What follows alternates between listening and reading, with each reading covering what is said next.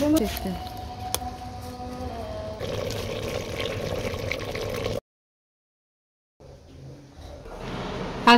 আলাইকুম, আমি খুলনা থেকে পাখি ইসলাম বলছি। পাখি ফ্যামিলি হাউস থেকে সকলকে স্বাগতম জানাই। কাছে এবং দূরে যে যেখান থেকে এই মুহূর্তে ভিডিওটি দেখছেন সবার সুস্থতা কামনা করছি। সবাইকে শুভ সকাল। আজকে চলে আসলাম ছাদে, খুব মজার এবং খুব দারুণ একটি ভিডিও বানাবো। হাঁড়ি পাতিল নিয়ে চলে আসছি ছাদে।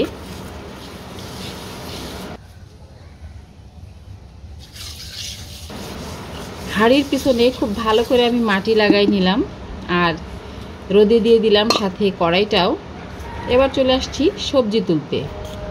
তো আজকে আমি ছাদ থেকে ঢেঁড়স তুলতেছি।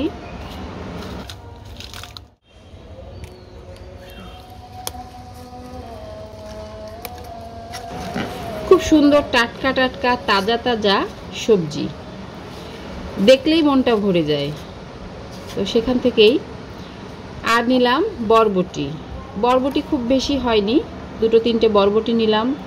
আর যে কয়টা ঢেঁড়স ছিল, প্রতিদিন আসলে অল্প কয়টা করে ঢেঁড়স হচ্ছে। তো আজকে যে ঢেঁড়সগুলো আমি নিলাম এগুলো দিয়ে একটা সবজি করব। আর এই হচ্ছে আমার একটা ড্রাগনের ফুলটা কত বড় হয়েছে। এটা সম্ভবত 2-1 দিনের মধ্যে খুব বড় হয়ে যাবে এবং ফুলও ফুটে যাবে। তো দেরি না করে আমি কিন্তু চলে আসছি আর এই যে ঢেঁড়স কেটে নিচ্ছি। ঢেঁড়সগুলো মোটামুটি আস্তই থাকবে, বড় বড় থাকবে, এর আর কোনো ফালি ফালি করব না।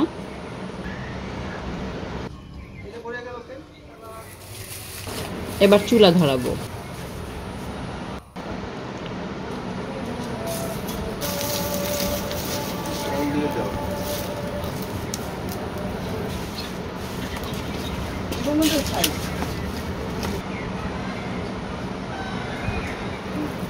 আজকের আবহাওয়াটা খুবই ভালো, মোটামুটি ভালোই রোদ উঠছে। তো চুলা কিন্তু আমার জ্বালানো শেষ, চুলা জ্বালায় ফেলছি অলরেডি। আর এদিকে আমি পেঁয়াজ নিলাম, কাঁচামরিচ নিলাম, আর সামান্য একটু জিরা আর কয়েকটা গোলমরিচ। তো এগুলো মিলাই আমি খুব ভালো করে বেটে নিচ্ছি পাটায়। বাটা শেষ, এবার রান্না বসাবো। তো চুলায় তেল দিয়ে দিলাম, সরিষার তেল, সাথে সামান্য কয়েকটা জিরা খুব ভালো করে ভেজে নেব। আর দিয়ে দিলাম চিংড়ি মাছ। এখানে আমি বেশ বড় বড় চিংড়ি মাছ ব্যবহার করছি। তো চিংড়িটা ভাজা হয়ে গেছে, হালকা একটু ভাজা দিয়ে নিছি। এরপরে দিয়ে দিলাম বাটা মশলা, যেটা আমি পাটায় বেটে রাখছিলাম। তো খুব ভালো করে কষাই নিলাম, সাথে একটু পেস্ট মশলা দিয়ে নিছি, সাথে দিলাম রসুন আর একটু শুকনা ঝালের গুঁড়া।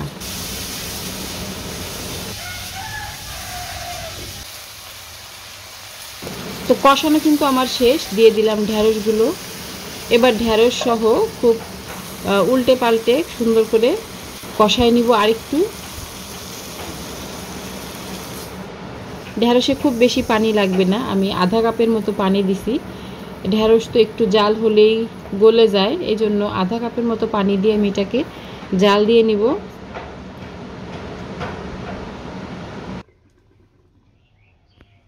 তো ঢাকনা তুলতেই দেখি আমার ঢেঁড়স কিন্তু কমপ্লিট। ঢেঁড়স অলরেডি হয়ে গেছে। আমি ঢেঁড়সটা নামাই ফেলবো একটু পরেই। তো এই ফাঁকে আমি লাকড়িগুলো একটু রোদে দিয়ে দিলাম, কারণ লাকড়িগুলো একটু ঠান্ডা হয়ে গেছিলো। তো ভাবলাম একটু রোদে দিলে রান্না করতে আরও সুবিধা হবে, কারণ আমার রান্না কিন্তু আরও বাকি আছে। আমার দ্বিতীয় রান্নায় চলে আসলাম। চুলায় দিয়ে দিলাম দারচিনি, এলাচ, লবঙ্গ, জিরা, শাহি জিরা দিয়ে দিলাম বেশ কিছু, দিলাম জয়ফল আর হচ্ছে জয়ত্রী। তো জয়ত্রী দিয়ে দিছি, জয়ফলটা আস্ত, এই জন্য এটাকে আমি পাটার মধ্যে একটু থেতলে নিলাম। এখান থেকে সামান্য এক টুকরা আমি হালকা একটু ভাজা দিয়ে নিব, জাস্ট একটু গরম করে নিব।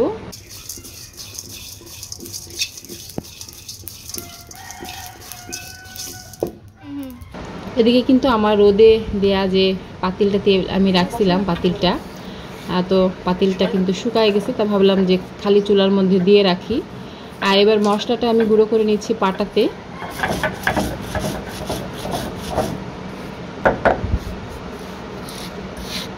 আমি কিন্তু অনেক মিহি করি নাই, মোটামুটি মিহিন করছি। এবার পাতিলটা কিন্তু গরম হয়ে গেছে, পাতিলে দিয়ে দিলাম সরিষার তেল পরিমাণ মতো, সাথে কিছুটা জিরা, আস্ত জিরা দিয়ে দিলাম। জিরেটা একটু ভাজা হয়ে গেলেই তার মধ্যে দিয়ে দিছি দুটো শুকনো ঝাল ফালি করে, জাস্ট মাঝখান থেকে 2 ভাগ করে দিয়ে দিলাম। আর দিয়ে দিলাম 1 কাপ পরিমাণ পেঁয়াজ। তো সব মিলাই একটু হালকা ভাজা দিব, আমার বাদামি করার দরকার নাই, জাস্ট হালকা একটু নরম হলেই হয়ে যাবে। তো এরপরে আমি একে একে বাকি সব মশলা দিয়ে দিব।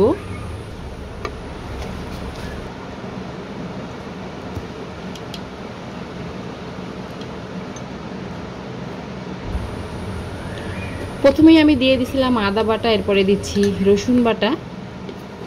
হালকা একটু নাড়া দিয়ে নিই যাতে মশলাটা পুড়ে না যায়, কারণ চুলার মধ্যে জাল দিলে কিন্তু প্রচুর জাল জ্বলে। আর আমি একটু লাকড়ি রোদে দিয়ে নিছিলাম, এই জন্য আরও বেশি জ্বলতেছে। তো আমি শুকনা ঝালের গুঁড়া, হলুদ পাউডার, পরিমাণ মতো লবণ সবই দিয়ে দিলাম, দিয়ে খুব ভালো করে কষায় নিছি। কষানো কিন্তু আমার হয়ে গেছে।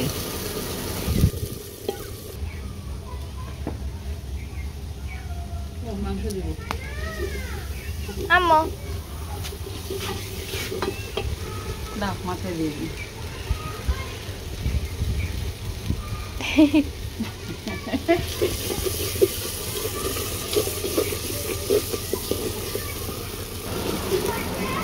আচ্ছা, কষানো হয়ে গেছে, একদম তেল উঠে গেছে দেখা যাচ্ছে। এখন আমি দিয়ে দিলাম মাংস। খাসির মাংস নিচ্ছি আমি 1 কেজি পরিমাণ। তো মাংসগুলো আমি আগে থেকে ধুয়ে পরিষ্কার করে রেখেছি, মাংসগুলো দিয়ে দিলাম। আর এর সাথে আমি দিয়ে দিছিলাম আমি যে মশলা গুঁড়ো করে রেখেছি, সেই মশলা পাউডার দিয়ে দিছিলাম, এটা স্কিপ হয়ে গেছে। তো সব মশলা এবং মাংস সব দিয়ে একসাথে খুব ভালো করে আমি এখন কষাই নিব।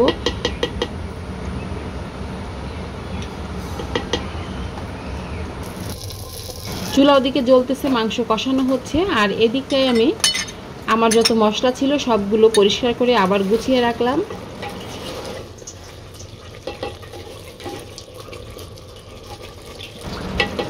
কিছুক্ষণের জন্য আমি ঢেকে রাখছিলাম, আর এর মধ্যেই কিন্তু দেখেন তেল অলরেডি উঠে আসছে। আসলে চুলায় রান্নার মজাটা আলাদা, এই কারণেই যে চুলায় প্রচুর জাল জ্বলে, খুব দ্রুতই কিন্তু আপনার পানি শুকায়, তেল উপরে উঠে চলে আসে, তেল তেলে হয়ে যায়, খেতে কিন্তু খুব দারুণ মজা হয়। তো যাই হোক, কষানো হয়ে গেছে। এর মধ্যে আমি দিয়ে দিলাম অল্প কিছু আলু, কয়েকটা আস্ত রসুন, 2-3টা শুকনা ঝালের আস্ত শুকনা ঝাল, 2-3টা কাঁচামরিচ, এবং দিয়ে দিলাম গুঁড়ো করা বাকি মশলা। তো সব মশলা দিয়ে আমি খুব ভালো করে আবার একটু নাড়াচাড়া করে নিলাম। এরপরে আমি দিয়ে দিব পরিমাণ মতো পানি, যেহেতু আমি এখন এটাকে দমে দিয়ে দিব।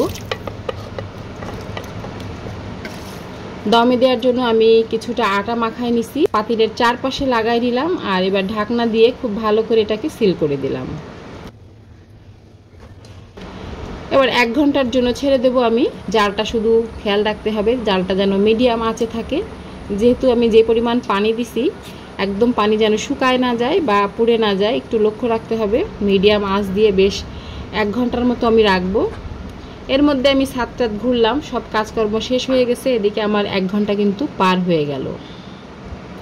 তো রান্নাও শেষ, আমি এবার নিচে নিয়ে যাচ্ছি।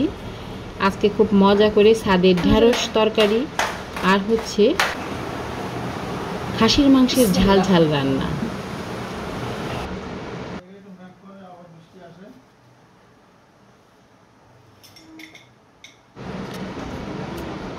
মাশাল্লাহ মাশাল্লাহ, আলহামদুলিল্লাহ, দেখে মনে হচ্ছে অনেক টেস্ট হবে। আর আমি এই টাইপের রান্নাতে একটু ঝাল বেশি দিই, এতে আমার মনে হয় বেশি মজা হয়। কারো কারো একটু সমস্যা হয়ে যায়, কিন্তু বেশি মজা হয়। তো যাই হোক, খাবার কিন্তু আমরা অলরেডি শুরু করে দিছি। আমাদের পরিবারের সবাই, আমার শ্বশুর, তারপরে আমার হাজব্যান্ড, নাবিহা, নাফিসা, সবাই মিলে আলহামদুলিল্লাহ আমরা একসাথে খাচ্ছি। খুবই ভালো লাগছে। তো যাই হোক, এতক্ষণ পর্যন্ত আপনি যদি আমার ভিডিওটি দেখে থাকেন আর ভিডিওর কোথাও কোনো অংশ যদি ভালো লাগে, প্লিজ ভিডিওটিতে একটি লাইক দিতে ভুলবেন না। আর আপনি যদি আমার চ্যানেলে নতুন হয়ে থাকেন, চাইলে সাবস্ক্রাইব করে নিতে পারেন। আর ইতিমধ্যে যদি করে থাকেন, আপনাকে অসংখ্য অসংখ্য ধন্যবাদ। আসলে সত্যি কথা বলতে, মাটির পাতিলে রান্না করলে খাদ্যের পুষ্টিমান বজায় রেখে স্বাদ ও গন্ধ অক্ষুণ্ণ রাখে। আর এই কারণেই আসলে মাটির পাতিলে রান্নার খাবারের স্বাদ এত মজা হয়। তো যাই হোক, এই মজার রান্না সবাই একসাথে খেলাম। আপনারা চাইলে আপনারাও যারা সময় পান মাঝে মাঝে মাটির পাতিলে মাটির চুলায় রান্না করে খাবেন, খুব ভাল লাগবে। এটা স্বাস্থ্যের জন্য খুবই উপকার, এবং আমরা যদি মাটির পাতিলে প্লেটে খাওয়ার অভ্যাস গড়ে তুলতে পারি, এটা স্বাস্থ্যের জন্য আসলেই খুবই উপকার। তো আমরা চেষ্টা করব মাঝে মধ্যে মাটির পাতিলে মাটির চুলাতে রান্না করার। তো আমার যেদিন ছুটি থাকে, মানে আমার মার্কেট থাকে, সোমবার বন্ধ, তো সেদিন আমার সারাদিন ফ্রি থাকি। সংসারের সব কাজ আসলে ছুটির দিনে একটু বেশি থাকে। তো সব কাজ করার পরও দেখা যাচ্ছে আমার মন চায় আমি মাটির চুলায় রান্না করি, সবসময় মন চায়, কিন্তু হয়ে ওঠে না। আলাদা করে ছাদে যেয়ে রান্না করা একটা সময়ের ব্যাপার। তো তারপরেও করি, খুব ভাল লাগে। দেখেন মাংসটা মানে এত সুন্দর সফট হয়েছে, মানে অনেক টেস্ট। সাধারণত আমরা গ্যাসে যা রান্না করি তার থেকে একটু ডিফারেন্ট। তো যাই হোক, গতকাল রাত্রে পুডিংটা বানাইছিলাম, তো আজকে সেটা কাজে লেগে যাচ্ছে। এই যে দেখতে পাচ্ছেন পুডিংয়ের অর্ধাংশ নাই, তো নাবিহার একটু ঝাল বেশিই লাগে। তো ও ফ্রিজ থেকে বের করে অলরেডি পুডিং খেয়ে উপরে চলে গেছে। তো আমিও ভাবলাম যে আমি একটু খাই, মানে অনেক ঝাল লাগার পরে ফ্রিজ থেকে ঠান্ডা কিছু খুবই ভালো লাগে। তো খুব ভালো লাগলো খেতে, আলহামদুলিল্লাহ, শুকরিয়া আল্লাহর কাছে অনেক অনেক। তো আজকের ভিডিও শেষ করছি। সবাই ভালো থাকবেন, সুস্থ থাকবেন এবং নিরাপদে থাকবেন। আল্লাহ হাফেজ।